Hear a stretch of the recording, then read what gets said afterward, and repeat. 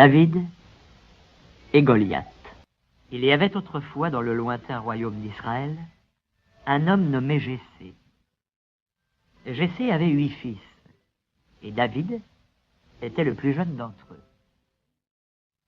Les 3 aînés combattaient dans les armées du roi Saül, et David gardait le troupeau de son père. Parfois la nuit, des lions ou des ours affamés venaient s'en prendre aux moutons. Mais jamais David ne fuyait. Si un agneau était pris, il se précipitait à sa recherche, faisait tournoyer sa fronde au-dessus de sa tête et envoyait une pluie de pierres sur la bête féroce. Il avait déjà tué des ours 3 fois gros comme lui. Un jour, Jessé envoya David porter des provisions à ses frères au camp du roi.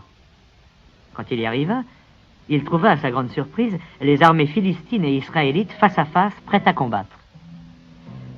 Mais les Philistins n'avaient pas envie de se battre.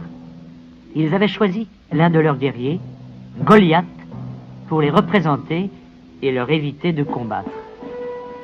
Goliath était presque un géant. Il avait 2 fois la taille d'un homme normal. Il portait une armure si lourde que nul n'aurait pu la soulever. Son épée était 2 fois plus grande qu'une épée normale et sa lance était gigantesque. Il s'avança fièrement à la tête de son armée, en bravant du regard ses ennemis, et il leur cria « Envoyez-moi l'un des vôtres, et je me battrai seul avec lui. Si je l'emporte, vous serez nos esclaves. Si c'est votre guerrier qui l'emporte, c'est nous qui deviendrons vos esclaves. » Et Goliath attendit. Mais aucun soldat israélite ne se présentait. « Bande de lâches !» gronda le géant. « N'y aura-t-il personne pour m'affronter?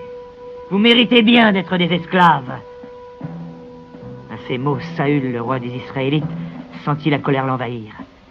« Vous êtes tous des lâches, tonna-t-il. S'il se trouve involontaire, je lui donnerai plus d'or qu'il n'a jamais rêvé en avoir. J'en ferai le commandant de mes armées. Et je lui donnerai même la main de ma fille. » Le jeune David assistait à tout cela avec colère. Enfin, il dit à ses frères, « Moi, je n'ai pas peur de lui, je l'affronterai. » « Écoutez-moi ça. Allons, retourne plutôt à tes moutons, petit, » lui répondirent ses frères en se moquant de lui. Mais David ne se laissa pas décourager et alla trouver le roi. Quand Saül vit David, tous ses espoirs s'écroulèrent. « Comment pourras-tu venir à bout d'un farouche soldat comme Goliath? Il est 3 fois gros comme toi.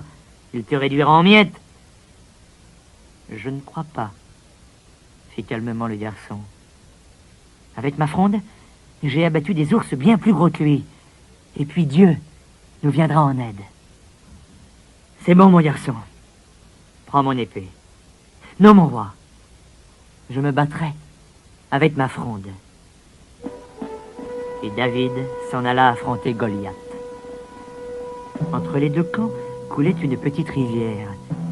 David y ramassa 5 belles pierres polies. Devant l'armée des Philistins, Goliath, impatient, tapait du pied. Le sol tremblait.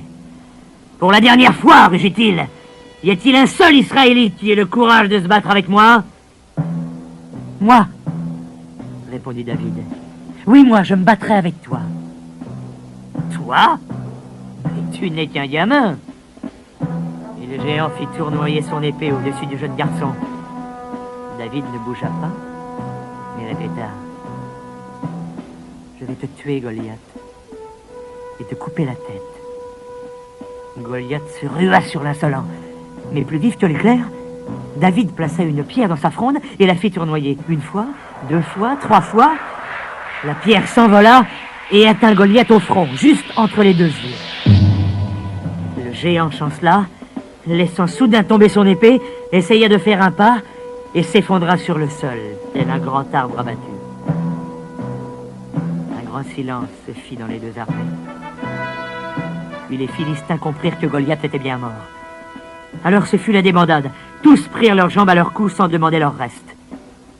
Se saisissant de l'épée du géant, David fit ce qu'il avait dit. Il lui coupa la tête. Toute l'armée israélite se mit à crier d'enthousiasme. Les frères de David le portèrent en triomphe jusqu'à la tente du roi Saül. « Tu as sauvé notre peuple de l'esclavage, » dit le roi. « Tu es le commandant qu'il faut à mes armées. Tu viendras aujourd'hui même t'installer à ma cour. » Ce qui fut dit fut fait. David, l'humble berger, s'installa auprès du roi Saül et devint l'époux de la princesse.